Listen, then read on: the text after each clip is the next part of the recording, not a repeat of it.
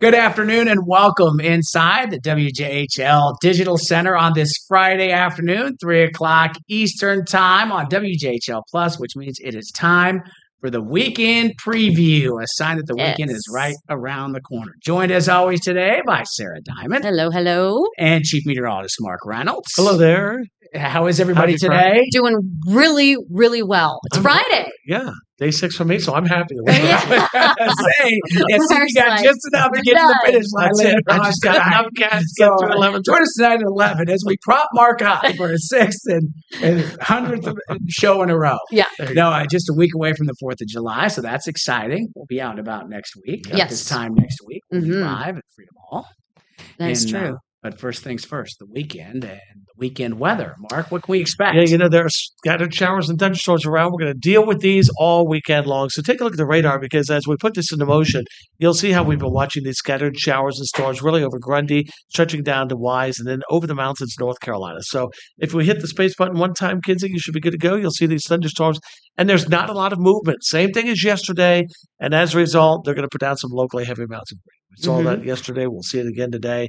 So that's a look at your forecast. Pretty much going to be this way off and on all weekend long. Not a total washout, but with the heat, humidity buildup, you're going to have the thunderstorms. We'll show you what's going on right now, though. Take a look as we advance to our next graphic. We're still going to stay on the hot side. And I do want to point out, this is a look at the forecast. There it is right through tomorrow. You're going to start with a mix of sun and clouds. There go the thunderstorms again through the afternoon. We'll punch out one more time, take you into Sunday, because we're going to keep the things going the same. So the thunderstorms blow up, die down at night, and here they go again on Sunday. They're going to blow up across the region. So that is a general trend, showers and thunderstorms, and a better rain chance, by the way, next week. We're going to watch a front trying to come our way as we go through the next several days. We'll take you right now, show you the temperatures, because look at this. We'll advance that one more time because it's going to be hot as we go through the daytime hours. And look at the rainfall here. We'll push that. You got it. Kenzie's doing a great job. Look Isn't at this. she? She is. Look at how some of these thunderstorms could put down an easy inch. So a typical Ooh. summer-like. It's so humid. So Yeah. we'll keep that threat for these thunderstorms. And again, that's a look through Sunday afternoon. Let's talk temperatures because it is going to be hot. And as you see here, we got your high temperatures forecast to be in the 80s to near 90 degrees for tomorrow. You can look at this. We start off on a humid note in the morning, and then the thunderstorms blow up. I think I'm still going to go for 90 degrees for the afternoon high. All right, let's look at our forecast over that low temperature tonight as well. We'll take you to the planner. I forgot I had these in there. Surprise! It's not you, Mackenzie. It's me. We got to give Mackenzie a great hand. We got planner tonight, some thunderstorms early, fog late, then you'll see a chance of thunderstorms again tomorrow afternoon. That's a look right now. I'll take you into Saturday. I don't know where I'm at today. Look at it. Saturday, scattered thunderstorms again throughout the day. High temperature, I think, near 90. Sunday, about the same. You'll see that chance of these scattered showers and thunderstorms. High temperature maybe in the 80s on Sunday due to the fact that we'll see more rain chances. There's a look at your Saturday, and we'll take you through the temperatures real quick. I think I've got way too many graphics in here, Mackenzie, so you'll see that. There's Sunday, upper 80s, and I think we're going to be done there because let me just give you the forecast. We're going to see showers and thunderstorms as we go through the entire weekend. Then next week, the rain chances pick up, about a 70-80% chance of showers. The front comes through. Now, the big important question is, what is July 4th looking like? I know Sarah. Big question. Yeah. And, I think we may actually see a high around 88. Okay. And only a 20% rain chance. I'm still going to keep rain in there because we have a front coming through. This is the time of the year the fronts don't like to go that far south, so it may stall up. So until then, looks like a 20% rain chance hot, high at 88 for your July 4th. And for the rest of this weekend, upper 80s to near 90, those scattered thunderstorms. All right, Mark, thank you so much. Yes, we appreciate it. And day 6, again, we're going to be propping Mark up tonight at 11 o'clock for the newscast. You did a great job. I'm all over the road with these graphics today. We're giving you a lot of grace, Mark. Giving you a lot of grace. All right, that is going to do it for at least the weather forecasting portion of the weekend preview here on WJHL Plus. We are going to take a quick break, and we'll be back and look at all of the events going on this weekend. We'll be right back.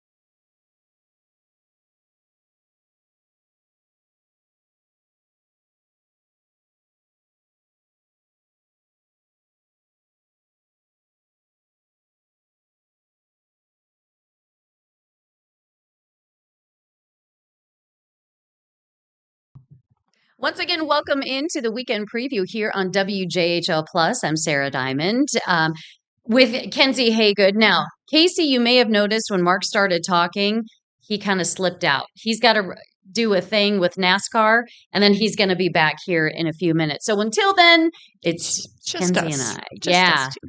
Yeah, it's ladies' night here on WJHL Plus, or ladies' afternoon, I guess. So what we're going to do is we're going to run through some of the weekend activities that you and your family can enjoy all throughout the weekend, all throughout the Tri-Cities. There are a lot of things going on. So we're going to get right into it and start. The first thing on the list is the Layla Santinello Candlelight Vigil. Now, today marks 2 years since Layla Santinello was reported missing. We've done stories on her. Her family has started kind of a group, and yesterday they did. They had a big event, and tonight they're doing a candlelight vigil. It's open to the community. It's tonight at 8:30 at Borden Park in Kingsport. So Layla was 20 years old when she was reported missing, and that was a couple of years ago. So that's going on at 8:30 this evening. Also tonight, we are continuing the Fridays After 5 series. Tonight's music, and this is in Johnson City, music is going to be from The Great Big Hug. I mean, how can you resist that? I like that band name. I know, it's a great name, isn't it? There's going to be food and drink vendors on site. This is going to be tonight from 6:30 to 8:30. You're looking at video from previous Fridays After 5. A lot of fun out there. Such a great venue in King Commons Park there in Johnson City, or here in Johnson City. That's, again, from 6:30 to 8:30. Music on the Square continues in downtown Jonesboro. Another music series. Tonight's music in downtown Jonesboro will be from Empty Bottle String Band. There will be food trucks there, one called Lil Delights. And if you have a food truck called Lil Delights, let me tell you, I want to see what Lil Delights are there. They're going to have sweet and savory treats. So if you're like me and you like both the sweet and the savory, this is going to be a great place for you. This is tonight from 7 to 9 o'clock in downtown Jonesboro. You'll want to maybe bring a chair, blanket, or something to sit on. Twilight Alive is also this weekend. This is in downtown Kingsport. Now, we have done stories on the artist that is performing. Her name is Amethyst Kia, and she is a Grammy-nominated musician. She was actually playing live at another weekend event a couple of weeks ago, I believe, right, Kenzie? Yeah, she is everywhere. We talk about her a lot. She is. She's from the Chattanooga area, but she lives here. And like I said, she's a Grammy-nominated artist. How many times can you see a Grammy-nominated artist performing at such kind of an intimate venue? I guess maybe not intimate because it's outside and, whoever can come. But it's casual. It's casual. It's not, you don't have to pay to get in. It's free. So it's pretty cool. Anyway, Amethyst Kia is going to be performing along with, there will be food, drink, and beer vendors there at Twilight Alive. This is in downtown Kingsport. It starts at 10 o'clock, and you'll also want to bring something to sit on when you go to that event. Appalachian League games, there are so many tonight. I'm just going to run through the list here real quick. Johnson City Doughboys, they play tonight at 7, hosting Greenville. The Kingsport Axemen are also playing tonight at 7, hosting the Bristol State Liners. And the Elizabethton River Riders are going to be at Bluefield playing the Ridge Runners. Have I said? Yeah, I've said Greenville Flyboys already. I'm trying to go through, but everybody's playing everybody. So I'm going to be kind of Department of Redundancy department here. So I apologize. Saturday at 7, the Johnson City Doughboys host the Bristol State Liners. Saturday at 6:30, the Kingsport Axemen will host, or excuse me, they're going to be at Elizabethton playing the River Riders. And then, let's see, Greenville is going to play Saturday at Pulaski. And then Sunday, Johnson City Doughboys are going to again host the Bristol State Liners. Kingsport Axemen will play at Elizabethton. And Bristol State Liners, again, will be at Johnson City. And Greenville will play at 5:30 at Pulaski. So plenty of opportunities to see some really great baseball here in our area. And I'm not just saying that because someone very near and dear to my heart played for 2 years in the Appalachian League. But it really is good baseball. You're seeing players from all around the country, and they are college players, and they're just getting some extra reps in, and maybe getting a look from agents and other teams that are you know in the big leagues. So it's really cool. Okay, moving on to the Classic Car Cruise-In. This is a fundraiser. This is going to be a lot of fun. This is in Greenville, okay? At Morning Point, there are going to be raffles, which I am a sucker for a raffle. There are also going to be hot dogs, burgers, chips, other food. All of the proceeds here go to the Morning Point Foundation. This is going to be tomorrow from noon until 2.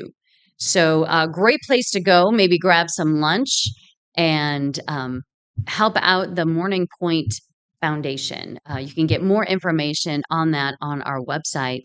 Just look under the weekend events. Also coming up is the Embryville Volunteer Fire Department fundraiser. That is going to be tomorrow from noon until 9. So this is a long fundraiser. Oh, thanks for pulling that up, Kenzie. That is so much easier to read. They say join us for a blazing good time. Get it? And support the community. This is going to be great. It's on Methodist Camp Road in Jonesboro. Saturday from noon until 9. There's going to be live music. There are going to be food trucks. There are going to be activities for kids. Technically, it's at the camp at Buffalo Mountain. So that's, if you know that more than 201 Methodist Camp Road. So that's where it's going to be. And let me tell you, our volunteer fire departments work so hard. They get very little money, and they are in it because they want to keep their communities safe. These folks live in these communities, and they work so hard, and they really don't get a lot of money. So they rely on things like these fundraisers to help get them through and pay their bills throughout the year. Yes, they definitely do. And we are very fortunate to have so many volunteer fire departments in this area. That is true. And it's strictly because they care. So it's really cool. So if you can, go out and support the Embryville Volunteer Fire Department as they do their fundraiser Saturday from noon until 9 at the camp at Buffalo Mountain, which is 201 Methodist Camp Road in Jonesboro. The Pride Rainbow Festival is also coming up, and that is tomorrow from 10 until 6 at the Pavilion at Founders Park in Johnson City. This is video from a previous year. There's going to be live music, food trucks, vendors, performances. There is a minimum $1 donation for your entry. So, by and large, that's nothing. It's free for kids 12 and under.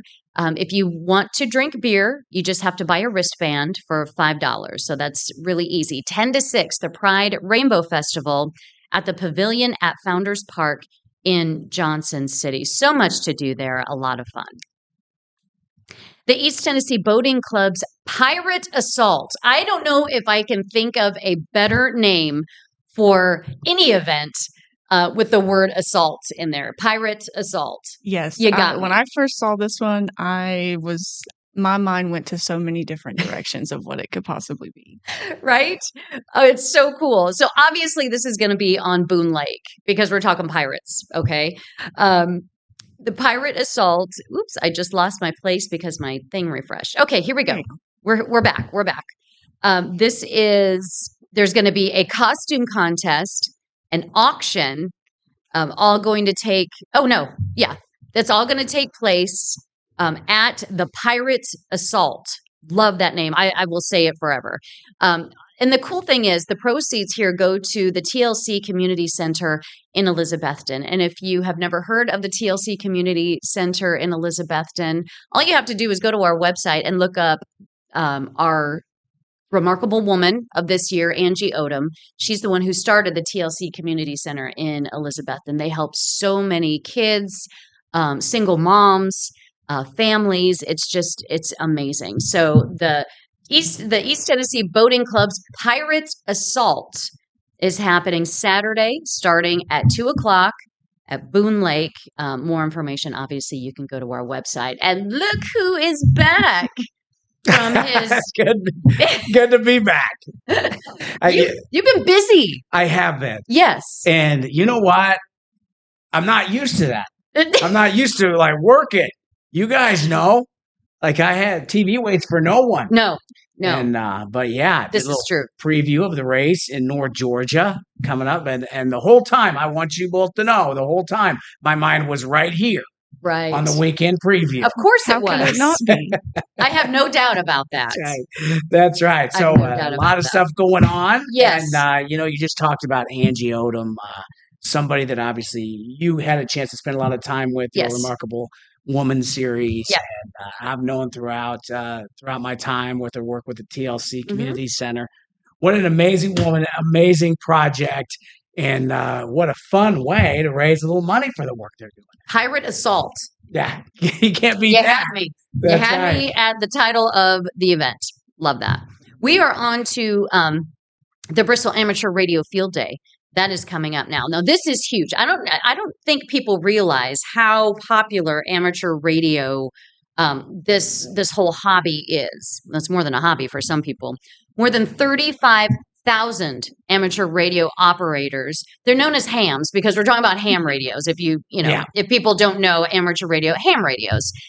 They gather with their clubs in parks and fields and backyards, and they demonstrate how ham radios work, the science behind them, the skill it takes to use one, and how it services communities. And if you have no idea how ham radios work, just have every power grid go out and you're trying to communicate with somebody, then you go to a ham radio operator because they are the ones that are going to be able to communicate with folks when everything else is just in the ditch. That's right. What an awesome community there at White Top Creek Park. An amazing facility to host something of this magnitude and some 35,000. And you nailed it. And they'll tell you if everything goes out, they are the last line of communication. Yep. And we're not talking like through the Tri-Cities, through the state of Tennessee. We're talking the ability to communicate nationwide and worldwide through their skill and technical knowledge of amateur radio and ham radio. And you see, I don't claim to know what their call signs are, their ham signs. But you know them when you see them, and it is going to be a big time. It's Saturday and Sunday. Yes. So 2-day festival there in Bristol at White Top Creek Park, right across the street from the racetrack. Unrelated. Guys, I learned a lot about ham radio the other day for this rewind that I'm putting on the screen. Ooh, okay. In 1995. I loved watching these men do this. So I too encourage people to go out because I thought it was not going to interest me, and it definitely did. I even wiggled in a little ham radio joke. Oh wow! You did. Very cool. That's awesome. Very cool. And you talk about people that are completely committed to their craft. Oh, it's more than a hobby. You learned through watching that. Yes, I did. Knowing we have several here within the station that are part of that group and ham radio enthusiasts. Yes. And it's very cool to see them do their thing. Yeah. Really quickly, because I know it's 3:21, we got to stay on time. We've got a lot to cover. But you and I grew up in the age of CB radio. Yes. Okay. My dad had a CB radio in his truck. Mm-hmm. We used it, especially like if we were on road trips or, whatever. Did you have one of these? Or did your family? Did. We absolutely had CB radios. Yes. And, that was the way in high school, the fellas had their cars talking on the CB. Of course. Yeah. I have, I'm glad you brought that up. And I'm glad I made knew there was a story. Yes. The Marler family in the family trucks are on the way to California for family vacation. It was my family and my grandparents, and we were on the CB. That's how we communicated. Yes. Well, my late father was weaving in and out of cones, just kind of having fun on the way to California. Okay. And the grandfather behind. All of a sudden, he clips one of the cones. Oh, no. Yes, he clips a cone and knocks the cone over. All of a sudden, on the CB radio, there's a trucker. Do you see the driver of that van just clip that cone? We're like, yeah, that was Dad, okay, the truckers know. Did you guys have a handle? Did you personally have a handle? I did not personally have a handle. You had a handle. I had a handle. What was your handle? When I was very young, my handle was Little Papoose. Yeah. And guess what it is now? Yeah. Which old just became new again. Oh. Yeah, that was fun. My handle. Yes, Little Papoose. Anyway, Breaker 19, Breaker 19. Yep. Love when I learned. We talk with truckers, on road trips. It was really cool. No doubt. That is so much fun. Yeah. Okay. And carrying that tradition on today, our ham radio enthusiasts coming up this weekend. Yeah, fun stories from the past. We always like to share some of those. I know. It's like, this should be weekend preview / nostalgia. That's right. That's what it should be. All right, let's move on real quick because we've got a lot to cover. And it's 3:23 already. Okay, so Covered Bridge Jams is coming up Saturday. That's tomorrow from 7 to 9 in the evening. And Carson Peters and Iron Mountain will be performing. Food trucks going to be there. We've covered most of the live music already, Casey. Yeah. This is at Covered Bridge Park in Elizabethton. Little home game for Carson Peters. Yes. Elizabethton, Carter County native there. Covered Bridge Jams right along the river there. So always a lot of fun for that. And they do such a great job, the town of Elizabethton, putting that on right there next to the Covered Bridge in their little amphitheater area. And I'm sure there will be a huge crowd for Carson Peters tomorrow night. Okay, this next one is going to interest a lot of people because you're going to be outdoors and you can have your technology with you. Pokemon in the park. I think this is going to be really well attended. Pokemon Go lures will be set up for opportunities, like in-game opportunities. Food trucks are going to be there. Prizes are going to be offered. This is going to be Sunday. So after you do all the live music and all the fun stuff, Sunday from 2 to 5 at Covered Bridge Park in Elizabethton. Now, I am not a huge Pokemon Go person. I don't begrudge anybody who does it. I just have not gotten into it. So if one of you have more experience with Pokemon Go, I've seen one of my children do it. But if one of you two have more experience with it.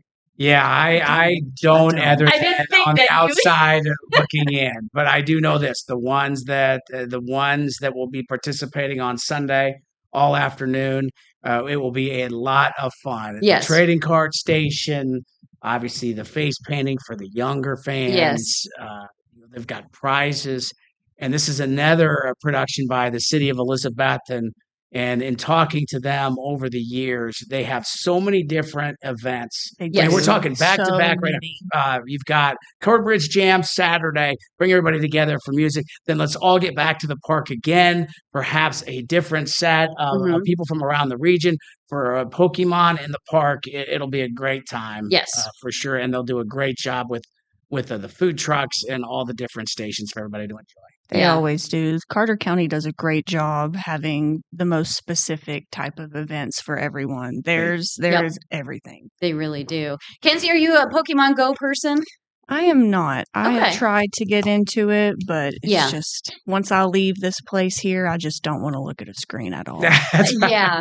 Right? Kenzie being one of our digital goddesses, she spends enough time during her workday looking at a screen. Yes. So the last thing she wants to do when she's off is, she's got to give her eyes a break. Yes. Just a little break. Yeah. Eyes a break. Okay. I think we have one more activity going on this weekend, and it's Brews and Tunes, downtown Jonesboro. Casey Marler's one of his favorite places, a place near and dear to his heart.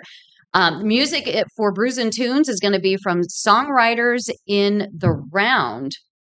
They're going to be food and drink vendors on site there. And this is Sunday. So there's a live music opportunity all weekend, different places. And this one is Sunday from 5 to 7 in downtown Jonesboro. Yeah, it's a weekly event, Brews and Tunes, and it's out on the patio area of the International Storytelling Center. So they've got plenty of room. The food truck pulls up and parks right there on Main Street. And it's typically kind of more laid back, just Sunday afternoon grooving music. And it's just a great ambiance. They've got obviously craft beers and different local brewers there on site as well. So if you know, you can go to the Friday, the Saturday, a little bigger, a little more intense. Yeah. And then you just wind down on Sunday with a glass of your favorite beverage, adult or other, and you just listen to the music. You know, plenty of kids. There's a park up behind. Oh yeah, it's beautiful up there.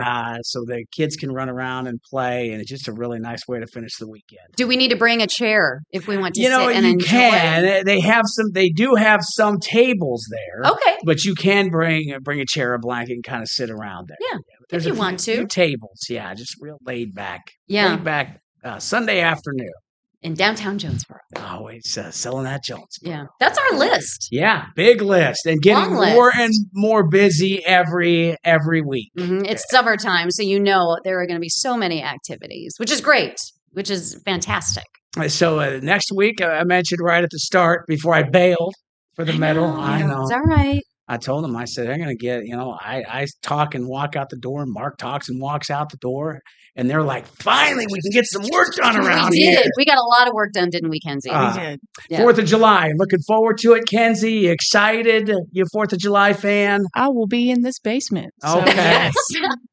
Okay. So, it's just see it on a screen. I need to do more maybe crap. we can see something from the porch outside. Yeah, the porch. We'll have to go out there and look. We have our 4th floor. Yes. It's a great place to view the fireworks It from. It really is. They're beautiful up there. You can see a lot. You see more than you think from up there. And we'll be out there at Freedom Hall. Freedom Hall.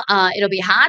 There's no doubt about that. Hot with a chance of thunderstorms. Yes. Like every July 4th. Yes. I can't remember from all the July 4ths that I have worked, it has rained more than it hasn't rained. Yeah. I mean, and I'm not talking like deluge and everything's done. It's just there's been some sort of rain. How many years have you been going out there with the crew? I'd say probably 20. 20-ish. I'm on my second. Yeah. I'm on my second. So I'm still excited. I still get excited.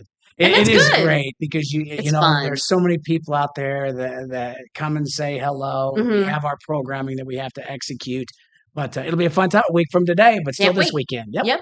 And that's going to do it for us on the weekend preview here on WJHL Plus. Join us every Friday right here, 3:00 Eastern, inside the digital studios at WJHL for another weekend preview. Until then, have a happy and safe weekend. Bye.